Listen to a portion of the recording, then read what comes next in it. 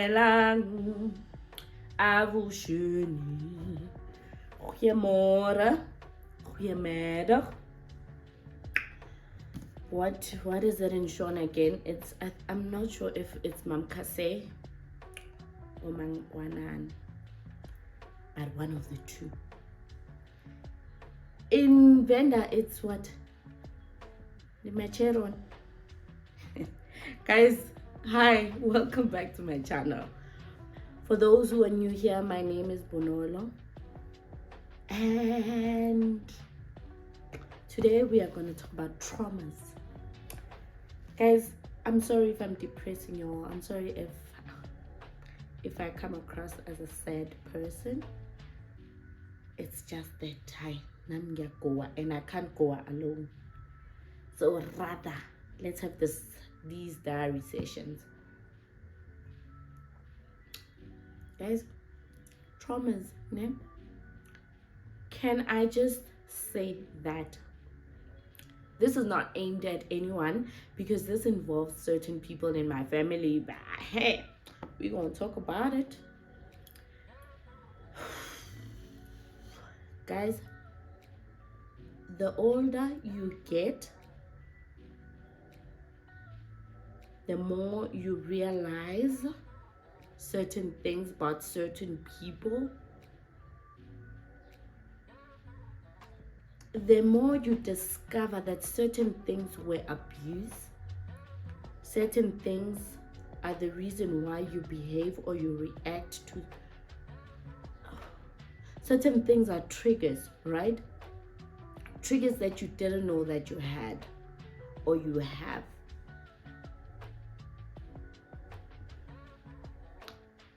So let's go back a bit. When I was 11, right? 11, I was in grade what? Grade 5. I think I was in grade 5. 11, I was in grade 6. That very same year I was turning 12. It's the same year I lost my mom. And I remember that woman fought for me to be in that specific school, right? Because as mothers, you know, you need to fight for your kids so that things go according to how you want them to. So what happened was, my mom passed away May. Today's the 28th. My mom passed away May the 31st, 2008. So I remember my mom she was one person. My mom, that lady, she caused me too much trauma. My mom was one of those people who, her way of communicating is shouting, or if you don't listen, you get a beating, or there'll just be punishment somewhere.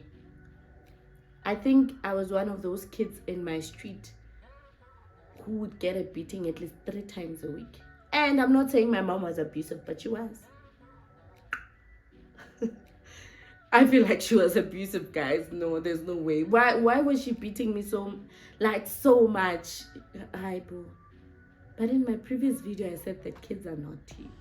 So maybe she was beating me because I was not. Okay. But my mom, that girl used to beat me.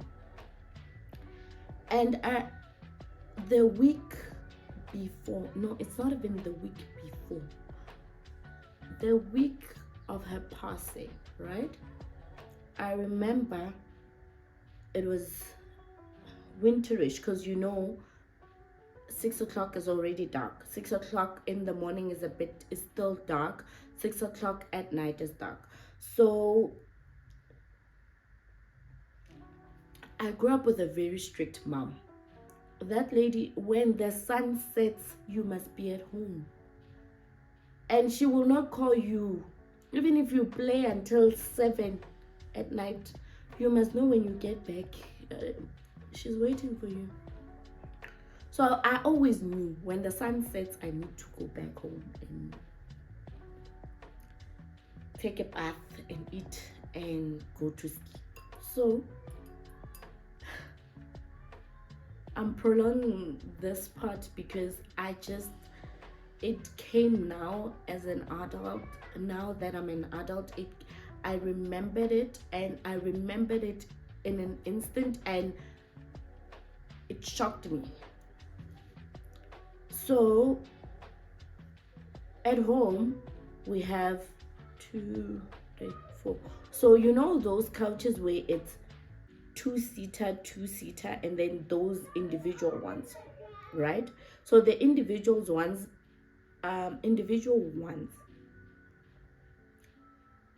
were, okay, let's just say we've put them as a U, right? So it was in the morning, on a Thursday. I was supposed to, is it the Thursday or the Tuesday? Between Thursday and Tuesday, I was supposed to get ready to go to school. Actually, I was already ready. I just needed her to walk me to the bus station, because the bus station was like 5 minutes walk. But because I'm a girl child, I could not walk alone. And yeah, my mom was paranoid. So I remember I woke her up, and my mom had this thing where she'd wake you up and go back to bed. So I remember I woke her up, telling her that I'm ready.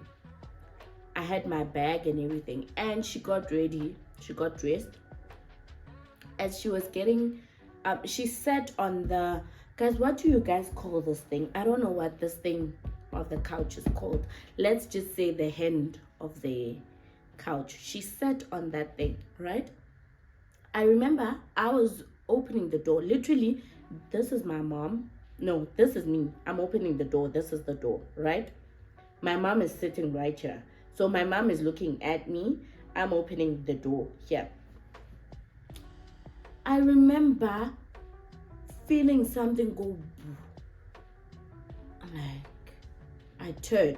And guys, you need to understand the distance between my mom and I.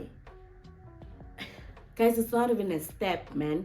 I'm right here. Like, my mom just fell, and she fell right here next to me. I remember shaking her, right? And she was out. I remember oh my God, the emotions are coming.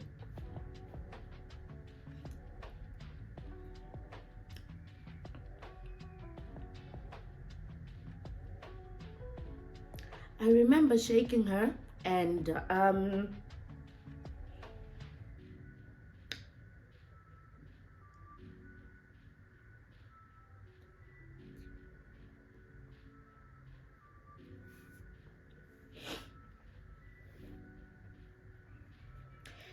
she was out. And guys, as much as people think, or parents think, their kids don't know, kids know more than you think they do. Because at that time, in my heart, I knew, or I felt like my mom was dead, right? I think I shook her for about a minute, and she woke up. She was a bit unconscious there. And she woke up, and she asked me what happened. I'm like, you fell. And she's like, how? I'm like, I don't know, but you fell. And she was like, because my dad would go to work on a Monday morning, come back Friday evening. And I remember her saying, don't tell your dad about this. Oh, okay. She walked me to school. Sorry, she walked me to the bus station, got in the bus, went to school. My dad called in the evening, and we spoke. Everything was fine. But remember, because my mom is strict, I can't tell my dad. She said I must not tell him. So I can't tell my dad. And if I tell my dad, she's going to beat me up. Guys, my mom, no, man. But, okay, sharp. As the week progressed, I think she got worse. Not even I think, she did get worse, right?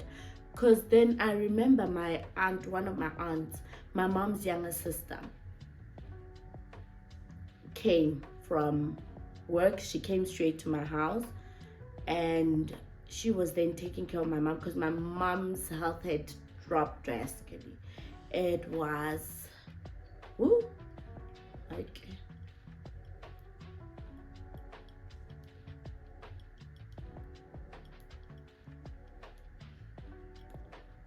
my aunt slept there for one night, and I think the next day she called my grandmother and told her, it's too much. This lady is not well. She's not doing well. And then my dad came back from work that Friday. My dad came back from work, right? And when my dad came back, my mom was worse, guys. She was worse. She couldn't eat. She couldn't keep food in. And all she'd ask for was water. And when they gave her water, she vomits. I remember we slept. I was sleeping with my aunt and my sister. No, my sister was sleeping in her room. I was sleeping with my aunt in my room. And then my dad and my mom obviously were sleeping in their room.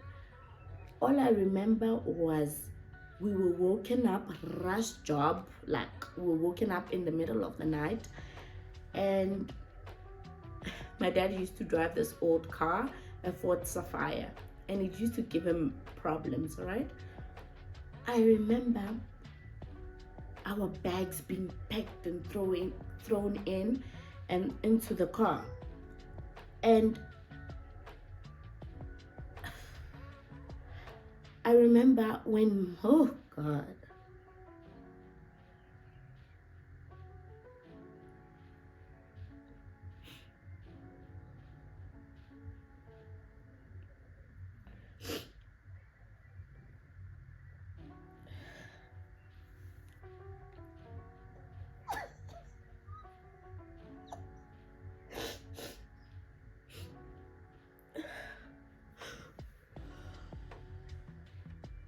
Oh.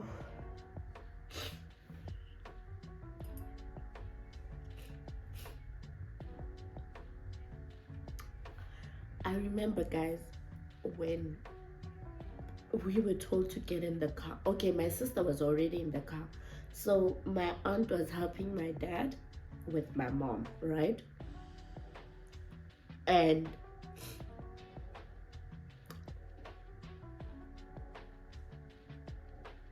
my dad was holding her on the one side and my aunt was holding her on the other side, and they were walking towards the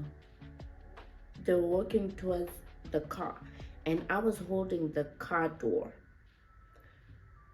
And I remember my mom would zone out, literally, like, you know, when someone is walking and they zone out, like they just close their eyes. And my aunt, I can't remember if it was my aunt or my dad, they would keep on saying, "Tshepi bula mahlo, tshepi bula mahlo." And my mom would open her eyes when they say that, but then go back into that state again. We drove to my grandmother's house. I think that was in the early hours of Saturday morning. We drove to my grandmother's house. Get there with my cousins. Life is good, man. I've even forgotten about what happened, because obviously, you know, when you've got cousins and you and your family, you live far, so when you come visit, it's always going down. So I remember my grandmother, so we were sleeping in the lounge. They did not even put us in rooms or anything. They just put all of us, and mind you, there was enough room for us to sleep in our rooms. But because of what was happening, because of the situation, they put us in the lounge as kids, so we all slept on the mattress, right? We slept there.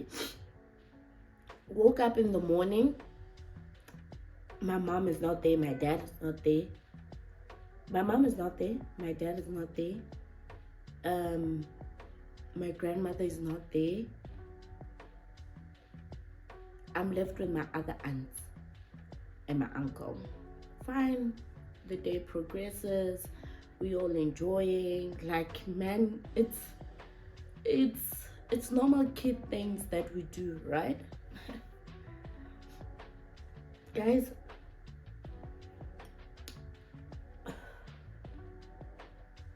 and then Honale, what do you guys call this? I don't know what you guys call this guy English, so I'm just gonna say it Gaspulan. Honale stove samahlare, ne? Situla in the kitchen. And because it's winter, obviously that stove we keep it on and we just keep on loading the wood there.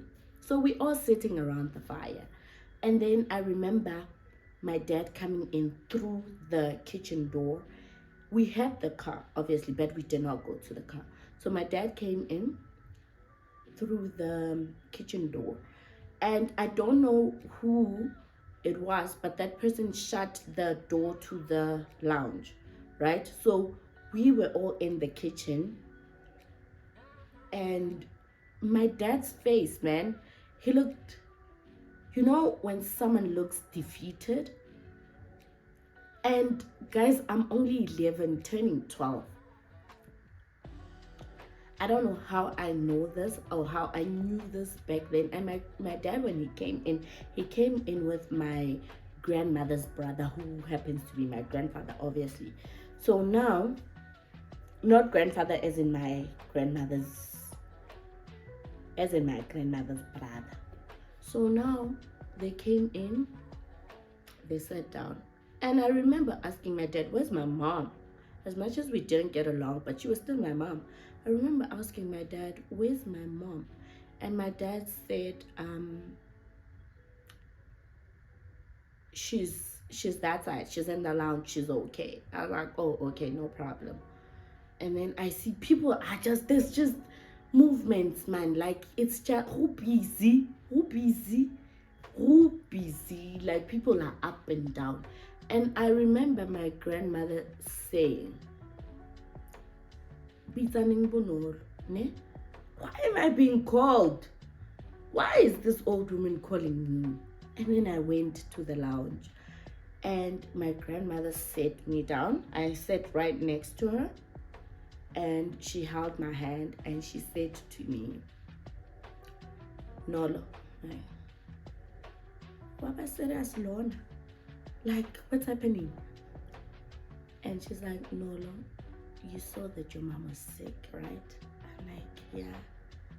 Okay, my grandmother's exact words were, Nolo, mama na lwala again. I'm like, yeah. And ubon gore nega kwa go baba. I'm like, yes. I'm thinking they're gonna tell me she's admitted at the hospital or something. And then my grandmother then says, your mom, mama,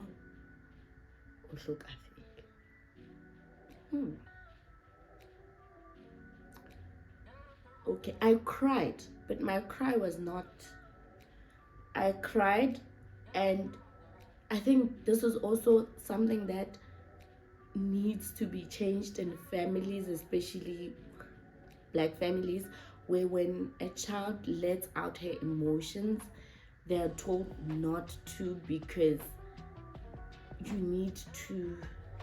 So I was told that I need to. I understand. What she said was, don't alarm the other kids, obviously, because now it's gonna be a mess. And when I say other kids, it was me, my two younger brothers, my two younger cousins as well. So we were five. Yeah. So when my grandmother said I shouldn't cry, this and this, and then they called my cousin brother that comes after me, right? And they told him, I remember him crying so bad. But this is not what I wanted to talk about. I think there's going to be a part 2 of this video, because what I wanted to talk about was the events that took place after my mom passed away.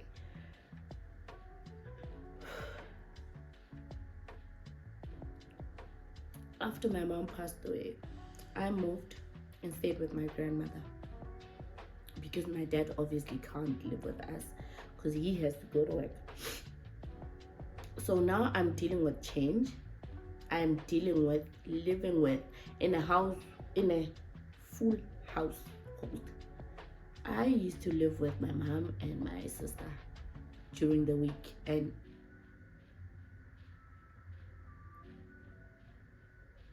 the weekend my dad is there.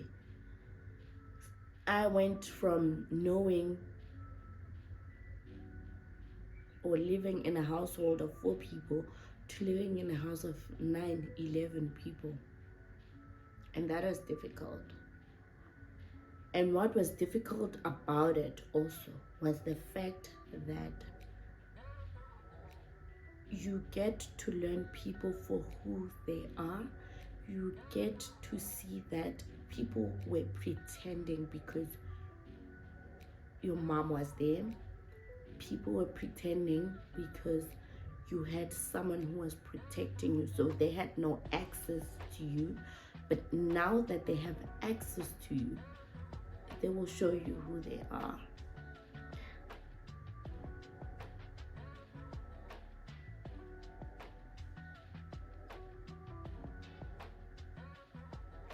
Guys, can we love our sister's children as our own?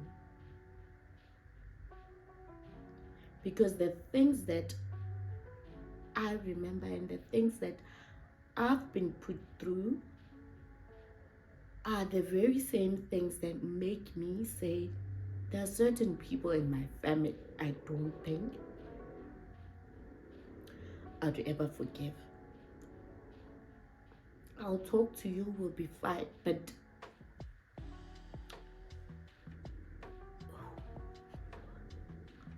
what you did hurt me, and to you it might look like it's nothing, because when you were doing it, to you it meant nothing, or to you it was something you were doing in passing. But to me, as I grow older and I start realizing, I start remembering the things that happened to me, I realized that if you really loved my mother, you wouldn't have treated her kids the way you treated her kids. My mother being the firstborn, I've seen her, and I'm not saying my mother was perfect, I've seen her go to hell with my grandmother, fighting for her siblings. I've seen her fight with my dad so that her siblings could have certain things. And there was just this one aunt. I don't know if she hated my mom or she hated me. I don't know, guys, because I also grew up as a kid that I asked questions. I would reason. And with adults, sometimes they don't want you to reason, right? I'm sorry, guys, if my lighting is bad. The sun has set. But there are certain things that my aunt did, certain things she said to me that I don't think, man, I don't think I have it in me to forgive her. And I pray about it. I ask God that one day may I forgive her, even if she's not alive. May I forgive her for my own peace, right? Because there are things she said, there are things she's done to me. For example, I remember the same year when my mom passed away, October, just 5 days before my birthday, I started my period, right? didn't know what periods were. Well, I knew from LO at school, but like I didn't know what happens, what you do. And there'd be times when, guys, this is too much information and too graphic. There'd be times when I'd bloat on myself. And because my mom had taught me that I wash my underwears or my underwear on a weekend, right? Saturday when you're not going to school, Friday evening you soak all your panties and your socks and you wash them Saturday morning. Okay. So I still lived by my mom's rules. I still lived by my mom's teachings. And I remember this other day I was coming back from school. I think the previous day I had bloated on myself. So obviously my things are in my laundry basket. She had no business going in there. She had no business being in my room. And I remember she took, well, I was not there, but she took my underwear, guys. Imagine underwear, it paint, your panty. She took it, I remember it was pink in color. It was when we were learning that there are things called bikinis. It was pink. She took my panty, and I think because she knew the time that I get back from school, she took my panty and she hung it. Imagine a panty that has blood, and she hung it by the gate. And that was the first thing I saw when I came in. And because I'm rebellious, and because I know and I knew that she was doing that to get at me, I don't understand why when you are in your 30s you'd want to have a score with a 12-year-old. But anyway, I remember taking my panty and going into the house, greeted everyone and kept it moving. Till this day, I still talk about this story to one of my aunts, and I'm like, you know what your sister did to me? I don't think I'll ever forgive her.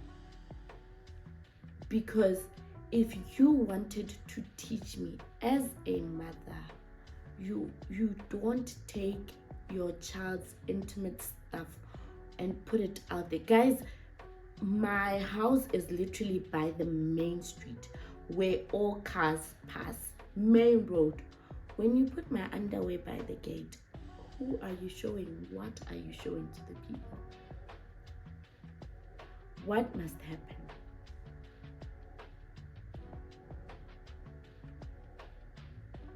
Another incident.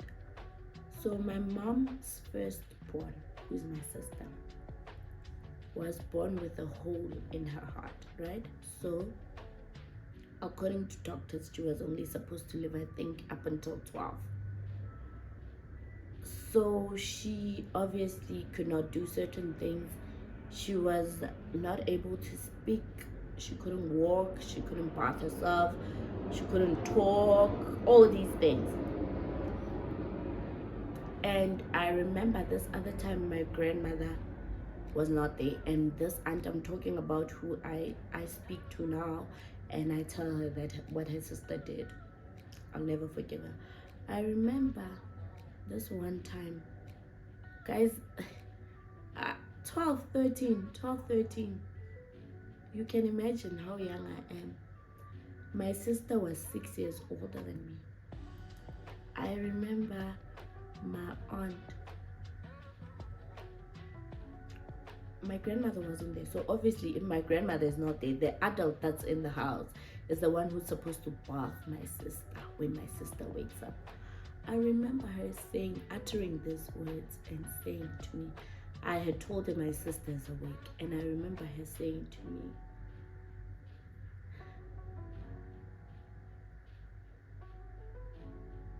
akina ngwana wa sekgole, right?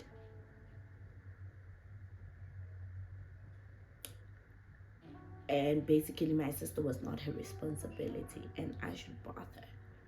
And I did, guys. That was my mom's daughter. That was my mom's child. That was my sister. To me, I saw nothing wrong with her. As much as people see people who live with disability as weird or To me, that was, I didn't see anything wrong. And at 13, I bathed my sister. And it was not the first time, but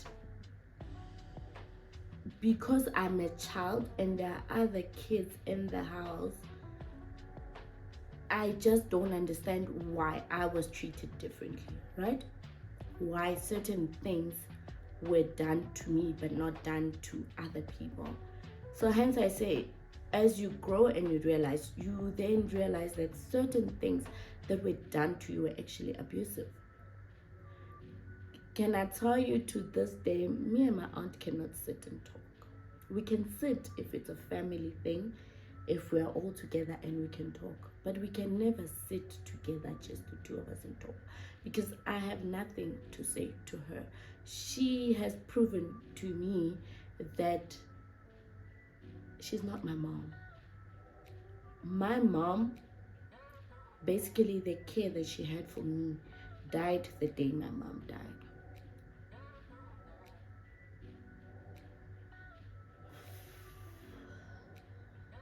Guys, stop abusing your sister's kids.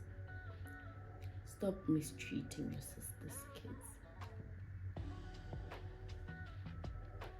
Because what you are doing is you are bringing bad luck to your own children. And I don't want my aunt to ask for forgiveness from you. Because I think years have passed and she does not see what she did wrong. So it's okay. It's okay. I just need to forgive her for me. I need to forgive her for me so that I can have peace.